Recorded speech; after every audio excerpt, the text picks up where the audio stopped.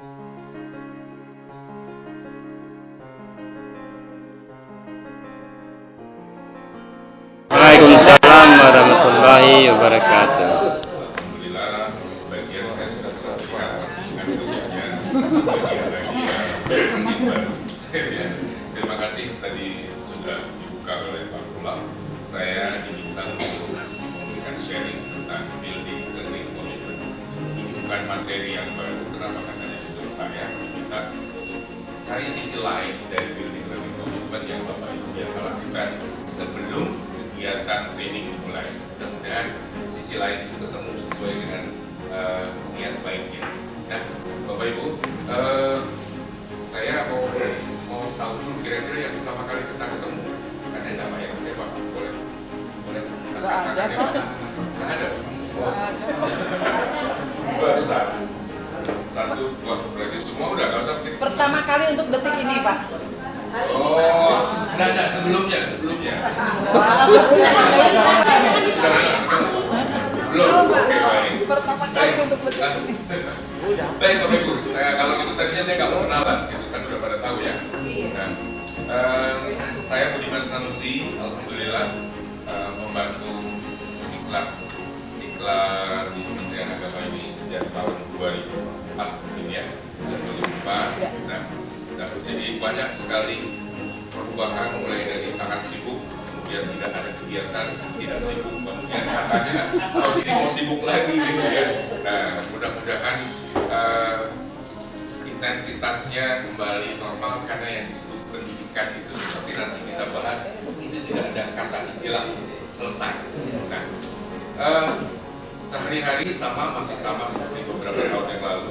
Saya banyak mengajar di Fakultas Pasca Sarjana Universitas Indonesia, kemudian di Fakultas Kajian Administrasi Fakultas Kesehatan Masyarakat, program Kajian Administrasi Rumah Sakit ya, ini.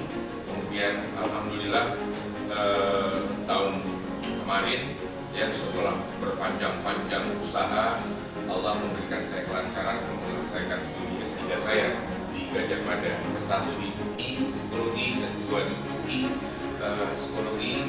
Nah, kalau ditanya sejak kapan waktu menyelesaikan ya S3 sejak 2004 Bapak Ibu. Jadi 2004 itu saya sudah mulai niat sekolah dan baru selesai 2014. Dan itu sudah pindah-pindah ya, sudah pindah-pindah. Pertama karena minat kami itu ada di dunia training.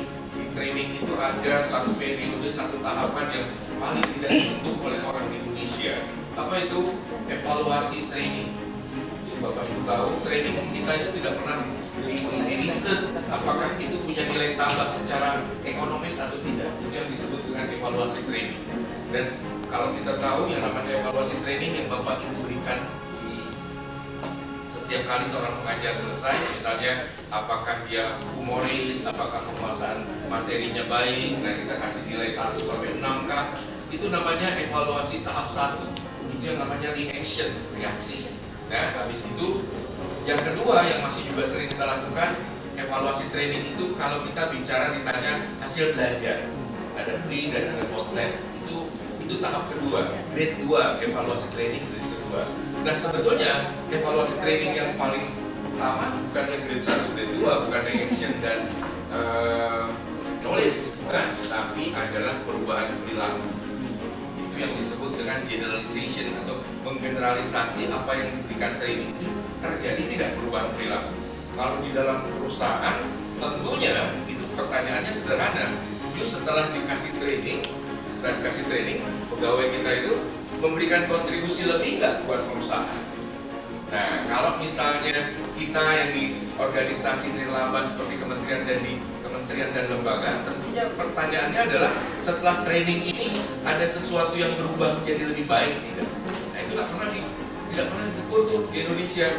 Apalagi kalau dikaitkan dengan return, return on investment. Bapak Ibu berangkat training kemarin kan pasti pakai biaya, penyelenggaraannya pakai biaya, berangkatnya Bapak Ibu pakai biaya, di sini ada biayanya.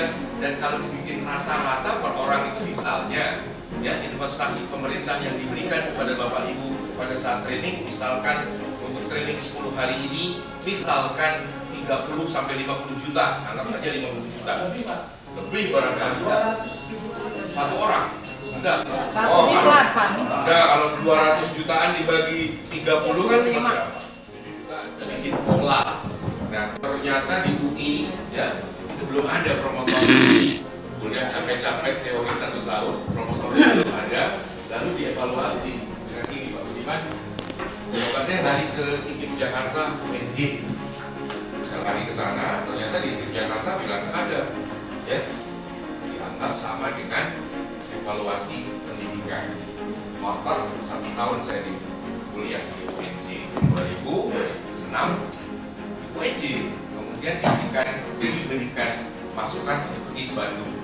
Di Bandung, UPI, ya, Universitas Padahal di Bandung, di Bandung itu belum memang nggak ada gitu terus ya kita kembali. Nah 2011 ya 2010 sorry bukan 2004 2006 2008 akhirnya saya memutuskan stop ya dalam memang bukan pakai doktorat ya saya pakai ini aja. Ternyata 2011 ada satu orang kawan yang ngajak saya ke Jogja untuk bisa mengikuti satu program kuliah yang namanya doktor riset. Doktor hanya berkaitan dengan riset. Jadi tidak macam-macam kuliahnya cuma kurang lebih 16 SKS dan cuma 1 tahun. Selebihnya riset. Dia disebut doktor riset di Indonesia. Dan yang ada saat ini baru masih ada di Jogja. Nah, kira-kira itu untuk teman-teman. Jadi 10 tahun ya bukan berarti terus-menerus. Jadi yang terakhir ini saya bisa selesaikan dalam waktu kurang lebih 5 tahun. Dan 5 tahun tidak cukup untuk cum laude, tidak cukup dengan pendidikan cum laude, karena cum laude itu sekarang dibatasnya 4 tahun. Walaupun IPK Anda 4, tapi kalau masa kuliahnya di atas 4 tahun, tetap saja di bawah itu nilai. Nah, itu Bapak Ibu. Hari ini kami diminta untuk menyelesaikan satu materi yang barangkali Bapak Ibu sendiri sudah terbiasa, yaitu building learning commitment.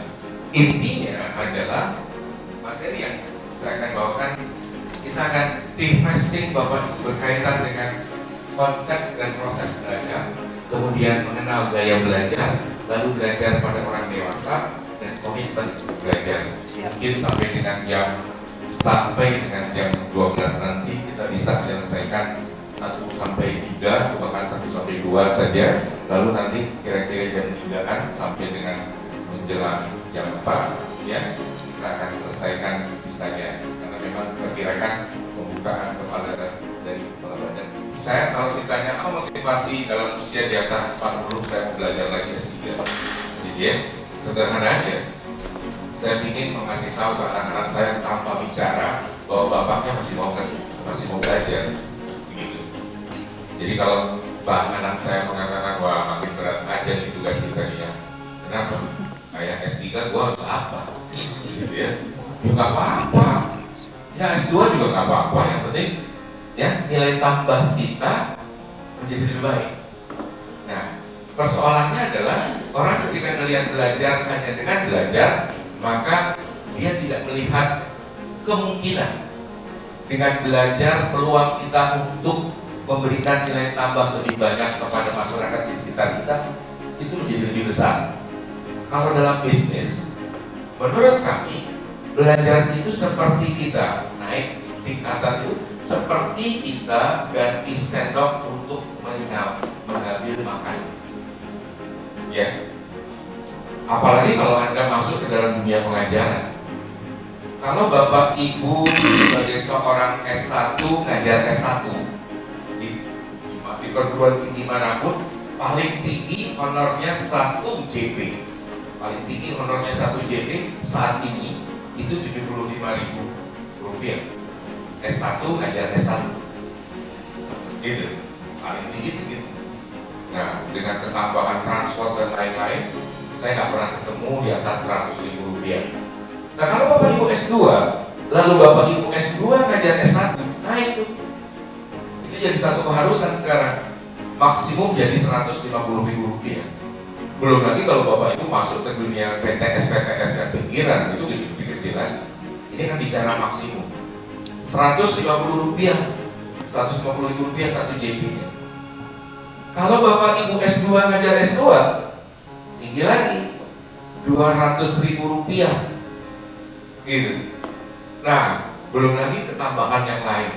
Nah, ketika Bapak Ibu kemudian S3 ngajar S2, maka angkanya sudah mulai berkisar antara 500, 300 sampai 500. Ketika S3 mengajar S3, maka tidak pernah kurang dari sekali masuk itu 500.000 rupiah. Kenapa saya cerita begini? Paling tidak ada motivasi kepada Bapak Ibu, yuk sekolah ini, gitu. Yuk sekolah, gitu. Nah, komitmen belajar itu kan bukan cuma di sini, ini 10 hari. Kalau yang 10 hari aja kita tidak pernah bisa ya mendapatkan nilai tambah yang luar biasa penuh, apalagi yang 3 tahun. Saat ini PTS PTN itu sudah sepakat, ya, batas waktu penyelesaian S3 itu 5 tahun. Dia nggak mau lagi cuci kuda. Maka waktu kita masuk diterima, kita dikasih surat pernyataan. Kalau kita sampai dengan 5 tahun ke atas, maka dia diminta untuk mengundurkan diri kecuali dengan pertimbangan tertentu dari Dewan Guru Besar. Jadi kalau Anda kuliah S3 setahun, 2 tahun, 3 tahun, 4 tahun, 5 tahun, kelihatan tidak ada kemajuannya, maka Anda tidak di-DO. Anda diminta mengundurkan diri dengan sendirinya. Tapi kalau ternyata 5 tahun lebih itu Anda sudah sebentar lagi nih, ya, risetnya sudah, tidak lagi nyusun kesimpulan, tentu bisa diperpanjang. Nah, ini bagian dari kondisi komitmen belajar. Bapak Ibu barangkali bertanya, yang disebut komitmen itu apa? Kira-kira, nah kalau nggak percaya kan musyrik. Kira-kira sama Tuhan kita akan dihisap 10 hari ini kita ngapain? Apa cuma sekedar nyiram anggaran? Pertanyaannya kan sederhana begitu. Makanya secara pribadi, semakin kita punya kesadaran apa itu belajar, seharusnya kita jadi nggak lagi main. Kan sekarang seolah-olah di satu sisi kita percaya sama Tuhan, di sisi lain kita main-main dengan hukum-hukum Tuhan. Gitu. Pertanyaan saya, yakin tidak setelah 10 hari ini ada perubahan permainan dari perilaku kita? Yakin tidak? Semoga, mudah-mudahan, insya Allah. Ya, tapi tidak ada yang diperjuangkan. Nah kalau begitu, main-main nggak kita? Nantang Tuhan nggak kita? Saya siap kok seperti biasanya dibenci sama peserta training. Betul. Saya provokator. Ibu itu pernah marah betul sama saya. Masih ingat saya. Nggak apa-apa. Yang penting saya bilang begini, kalau saya dari di kegiatan ini ada dosa, saya terima dosa saya. Kalau dari kegiatan ini ada sindiran-sindiran yang membuat Bapak Ibu sakit hati, saya terima itu sebagai dosa saya. Tapi tolong ikhlaskan. Kalau ada perbaikan dari apa yang Ibu dapati dari kegiatan yang kita lakukan bersama ini, mohon jadikan itu amal jariah saya. Ikhlas. Gitu. Kalau ikhlas, ayo. Jangan cuma tersinggungnya aja. Jadi sekali lagi saya akan singgung Bapak Ibu sampai Bapak Ibu marah, sampai tendang terkosi. Anda ikut Pak Budiman juga gak apa-apa, keluar, silakan. Gitu ya. Nah, kenapa? Karena fungsi belajar itu, Pak, yang kita bikin ngeri. Belajar itu adalah perubahan yang relatif permanen change dalam perilaku kita melalui pendidikan, melalui pelatihan, melalui praktek, dan melalui pengalaman, experience. Nah, jadi kalau Bapak bertanya, saya nggak ikut ini juga nggak paten, saya nggak ikut training ini juga tetap aja jadi pegawai negeri. Saya nggak mengikuti kegiatan ini, toh tetap aja balai nanti juga menugaskan saya untuk jadi media suara, gitu kan? Nggak dapat angka kredit. Loh, kalau 4 jam kemudian dia bisa dibangunkan lagi. Tentu dengan pengertian matinya definisi mereka, sakaratul mautnya definisi mereka. Tapi paling tidak usaha orang untuk membuktikan ada kehidupan setelah mati itu patut dihargai, ya kan? Nah, kesimpulannya ternyata Bapak Ibu akan terbengong-bengong. Riset mereka sudah berlangsung sejak tahun 2005. Jadi sepanjang 10 tahun terakhir sudah hampir 1.000 orang yang menjadi relawan mati dan hidup lagi. Jumlahnya 994 orang. Itu yang hidup lagi. yang ceritanya kemudian dikumpulin, lalu kemudian ditulis dalam jurnal itu. Ternyata ada catatan, yang namanya subjek penelitian itu tidak cuma 994 tadi. Subjek penelitian itu kurang lebih ada 1.500. Yang lainnya tidak bangun lagi. Nah, saya jadi bilang begini. Coba Bapak Ibu bayangkan, dari 994 orang yang hidup lagi, lalu mereka diminta bercerita. Saya belum habis baca jurnalnya. Di situ tertulis, ya, Bapak Ibu, di dalam Al-Quran, sakaratul maut itu sakit apa tidak sakit?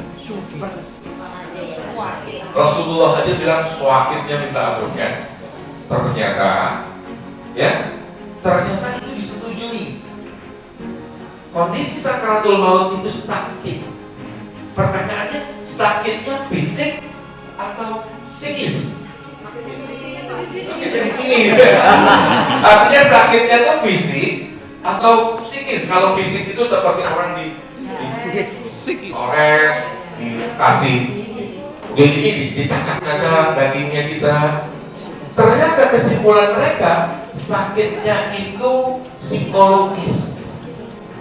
Sakit dalam pengertian sakit di sini ternyata bukan sakit fisik, di mana Anda ditusuk, ya, kemudian digaris barangkali dengan pisau, dengan kanker mungkin. Ternyata bukan. Dari 900 orang yang sudah direkam pengalamannya, ternyata sakaratul maut itu sakitnya itu sakit psikis. Apa yang dilakukan? Apa yang terjadi pada seseorang sakaratul maut? Di situ diceritakan bahwa ternyata mereka seperti nonton bioskop. Iya, tapi yang ditonton itu ya gak kebayang sama kita. Itu yang bikin mereka ngerasa sakit. Siapa yang Bapak masih sanggup? Karena setelah kita belajar dengan saya belajar dan diskusi dengan beberapa kawan, ternyata dialog itu adalah dialog spiritual. Yang jelek itu ketika kita nggak pernah melibatkan Tuhan dalam hidup kita. Apa sih spiritual itu? Ternyata spiritual itu selalu melibatkan Tuhan dalam setiap keputusan hidup kita. Itu spiritual. Gitu. Kalau kita tidak pernah melibatkan Tuhan dalam hidup kita, maka jangan bilang kita orang yang spiritual. Apa? Termasuk ya, untuk hal-hal yang sepele kali. Masa yang sepele itu melibatkan Tuhan sih? Iya. Tuhan ternyata senang dilibatkan dengan segala macam unsur yang paling sederhana dalam hidup kita. Milih baju misalnya, yang paling disenangi Tuhan yang mana ya? Oh, lu nyusahin Tuhan aja lu. Begitu Anda bilang itu nyusahin Tuhan, Anda sudah mengecilkan Tuhan. Apa Anda pikir Tuhan berat mikirin baju saudara? Jadi jangan sok gitu. Udah dibilang kok Tuhan itu senang dengan hambanya yang banyak minta. Tuhan itu senang dengan hambanya yang banyak melibatkan dirinya. Ya kayak sekarang itu. Aduh, sedati jam 5:30 gelap begini. Gimana nih? Nanti orangnya marah di sana nih. Di telepon susah banget gitu. Pada saat itu kadang-kadang kita lupa gitu. Ada hal yang lebih kuasa dari kita yang mengatur semua hal. Kalau kita tidak mengembalikan ke situ, ujungnya pasti jauh lebih stres. Nah, jadi pada saat kita belajar, termasuk belajar, Pak, apa Bapak sudah punya modal untuk belajar? Pak Budiman, apa yang Pak Budiman harapkan dari mereka, dari teman-teman? Wah, ini yang belum S2, S2, yang belum S3, S3. Kalau S1 kan nggak mungkin, pasti sudah. Nah, yang tadi saya bilang harus S3, ada kemudian terbersit di hati mimpi. Istighfar. Pernyataan-pernyataan negatif seperti itu, Bapak Ibu, yang kemudian nutup rezeki dari Tuhan. Kita ngejek gitu loh. Apa sih susahnya menjadikan seluruh manusia di bumi ini dokter buat Tuhan? Dia bisa bikin alam semesta, gitu loh. Jadi jangan bercanda. Jangan bercanda. Kalau Anda sudah punya terbersit sedikit saja merendahkan Tuhan, merendahkan kemampuan Tuhan, merendahkan kemampuan Allah dengan berbagai macam alasan. Masa sih bikin repot Allah aja, urusan pilih baju aja tanya Allah? Enggak. Kok Allah memang mintanya begitu? Nah, di situ Pak. Modalnya kita harus memiliki sesuatu untuk dapat melakukan sesuatu. Nah, modal sesuatu itu roh kita. Selesai sudah. Nah, lanjut. Persyaratan berikutnya adalah kebebasan. Kita di bawahnya Pak Kiai. Kita nggak tahu Pak Kiai itu di bawah Tuhan yang nomor berapa. Nah, itulah prinsip kebebasan, menyatakan bahwa kebebasan dalam belajar memberikan dampak positif untuk menghasilkan prestasi belajar yang optimal. Nah, kalau Anda dalam belajar tidak menomorsatukan Tuhan dan Anda di bawah Tuhan, ada sesuatu yang menghambat proses belajar Anda. Nah, itulah mengapa banyak orang yang tidak sukses. Itu dimulai dari dia umpung pikirannya sendiri. Saya nggak mampu, saya nggak bisa, ada yang lebih hebat dari saya. Tuhan masa sih mengizinkan saya jadi orang lebih baik dari hari ini? Nah, yang terjadi freedom itu tidak ada lagi. Nah, Bapak Ibu, freedom, ternyata kebebasan itu di dalam agama Islam itu luas sekali. Yang penting Anda tidak bebas dari Tuhan. Kalau Anda merasa Anda tidak freedom, gitu, ada sesuatu di luar Tuhan yang membuat Anda tidak freedom, maka proses belajar Anda pun terbatasi oleh hal tersebut. Nah, berikutnya, prinsip berikutnya adalah, nah, ini dia ringkasan. Kita mulai dari I won't do it, I cannot do it. Nah, seringkali kita mulai dari sesuatu yang di bawah.